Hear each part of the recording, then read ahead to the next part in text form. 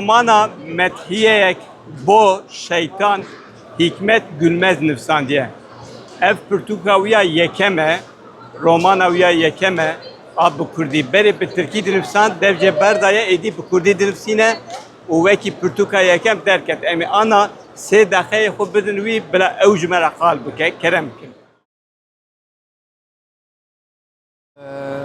Metiyek bu şeytan romana mına yekeme ve romana neze nehsal destemir ama seri damı Türkiye nivisan ve bu tarzeki az kanım bejim kriminal yani polisiye politik polisiyeye şekleki politik polisiyeye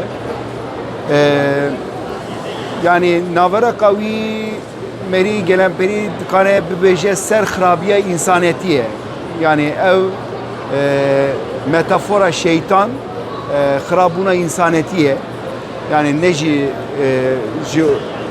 nastameye ki oli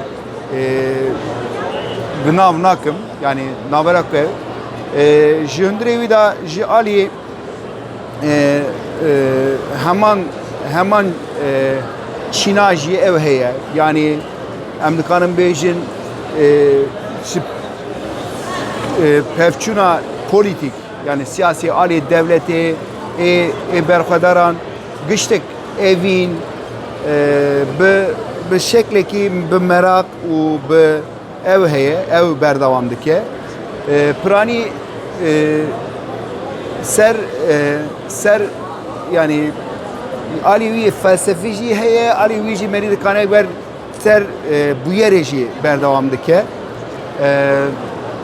Kurteki men yani men naxwast ez Tirkî çap bikim ji ber wî me ay yekem migo ez Kurdî derxim ve Kurdî jî tarzekî balkeş e ez dikanim wî bêjim. Yani ji ku hat bîrate tutuşteki ser polisiye binifsînî. Ya polisiye ez evî polisiye hez dikim yani ev bin fikrekî polisiyekî ev lojik matematik hez dikim yani bu yer biber bi gav bi eydi heydi diçe ez vî hez dikim ji ber wî zimanê min jî ji wî ra wî xweştir hat ji ber wî mi wer nivisan yani mi ya çawa bêjim bu yer wer hat yani wer qevîmî yani serî da min serfikrî lebelê bu yer jî wer qevîmî ez dikanim wer bêjim. Mala ta wa. Mala ve abi spas.